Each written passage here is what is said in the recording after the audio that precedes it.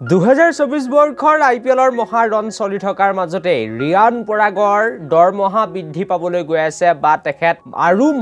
মাল হ'বলৈ গৈ আছে বুলি ক'ব লাগিব আৰু কেৱল ৰিয়ান পৰাগে নহয় এবাৰ সকলো ঘৰুৱা ক্ৰিকেটৰ খেলুৱৈসকলৰ বাবে ভাল খবৰ ওলাই আহিছে আৰু খন্তেক সময়ৰ আগতে আমাক বিশেষ সূত্ৰৰ ফালৰ পৰা জানিবলৈ দিছে যে বিসিসিআই এটা গুৰুত্বপূৰ্ণ প্লেনিং কৰি আছে আৰু যিসকল ঘৰুৱা ক্ৰিকেটাৰ আছে যিসকলে নিজৰ ৰাজ্যখনক কেৱল প্ৰতিনিধিত্ব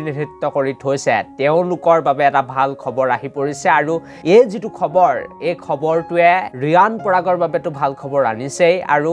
অসমৰ যিমান ক্ৰিকেটাৰ আছে অসম ক্ৰিকেট দলক প্ৰতিনিধিত্ব কৰা যিমান খেলুৱৈ আছে তেওঁলোকৰ বাবেও ভাল খবৰ মুঠতে সমগ্ৰ ভাৰতত যিমান ফাৰ্ষ্ট ক্লাছ ক্ৰিকেটাৰ আছে তেওঁলোকৰ বাবে এটো এটা গুড নিউজ বুলি ক'ব লাগিব মাল হ'ব ধনী হ'বলৈ গৈ আছে দৰমহা কোটি টকা তেতিয়া হ'ব গতিকে সবিশেষ আজিৰ এই ভিডিঅ'টোত আপোনালোকক জনাই যাম কিন্তু তাৰ আগতে ভিডিঅ'টো এটা লাইক কৰিব লগতে চেনেলটো এনেকুৱা ধৰণৰ সুন্দৰ খবৰৰ বাবে এতিয়াই সাবস্ক্ৰাইব কৰি ল'বলৈ নাপাহৰিব আৰু আপোনালোক সকলোকে মই জনাই দিব বিচাৰিছো যে যোৱা 2টা মাহৰ আগতে আমাৰ ভাৰতৰ যিসকল খেলুৱৈ আছিল যিসকলে টেষ্ট ক্ৰিকেট খেলে বিশেষকৈ তেওঁলোকৰ যেটো দৰমহা এই দৰমহাটো অধিক বেছি বৃদ্ধি হ'ব বুলি ইতিমধ্যে বিসিসিআইৰ ফালৰ পৰা ঘোষণা কৰি দিছে বা বিশেষ তেওঁলোকে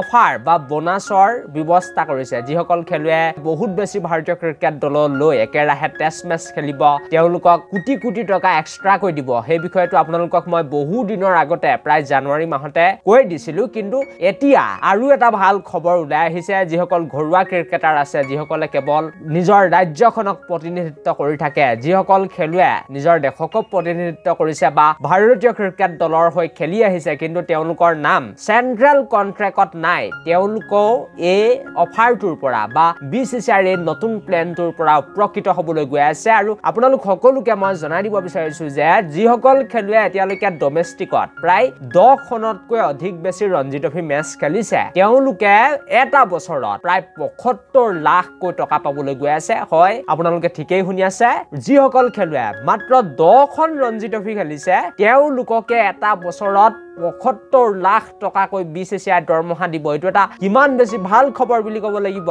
তাৰ লগতে যিসকল খেলুৱৈ 20ৰ পৰা 25 খনতকৈ অধিক বেছি ৰঞ্জি ট্ৰফী খেলিছে বা ফাৰ্ষ্ট ক্লাছ ক্ৰিকেট খেলিছে তেওঁলোকৰ দৰমহা হ'বলৈ গৈ আছে এটা বছৰত 1 কোটি টকাতকৈ অধিক হয় এই কথাটো কিছু দিনৰ পাছতে বা আইপিএল শেষ হোৱাৰ পাছতে ঘোষণা কৰিব কিন্তু এতিয়া আমাক বিশেষ সূত্ৰৰ ফালৰ পৰা জানিবলৈ দিছে যে বিসিসিআই ইতিমধ্যে প্লেনিং কৰি দিছে কাক বা কোন খেলুৱৈ কিমান টকা দৰমহা দিবলৈ গৈ আছে আৰু ৰিয়ান পৰাগৰ তাৰ পাছতে এটা দৰমহা বৃদ্ধি হ'ব বুলি ক'ব লাগিব কাৰণ ৰিয়ান পৰাগেটো প্ৰায় 29 খন গৈ ৰঞ্জি ট্ৰফী মেচ খেলিছে গতিকে তেখেতৰ দৰমহা এপিনো 1 কোটি টকা হ'বলৈ গৈ আছে কাৰণ এতিয়া ৰিয়ান পৰাগৰ নামটো বিসিসিআইৰ চেন্ট্ৰেল কন্ট্ৰেক্টত নাই তেখেতেটো ভাৰতীয় টিমত এতিয়ালৈকে স্থান পোৱা নাই ভাৰতীয় টিমত যদি তেখেতে স্থানো পাই যায় তেতিয়া হয়তো ইমান সোনকালে তেখেতক বিসিসিআইৰ যি চেন্ট্ৰেল কন্ট্ৰেক্টত আচলতে নামটো অন্তৰ্ভুক্ত সোনকালে নকৰিব গতিকে ৰিয়ান পৰাগে 2024 নহলে 25 বৰ্ষত তেখেতে এই বিসিসিআইৰ যেটো নতুন প্লেন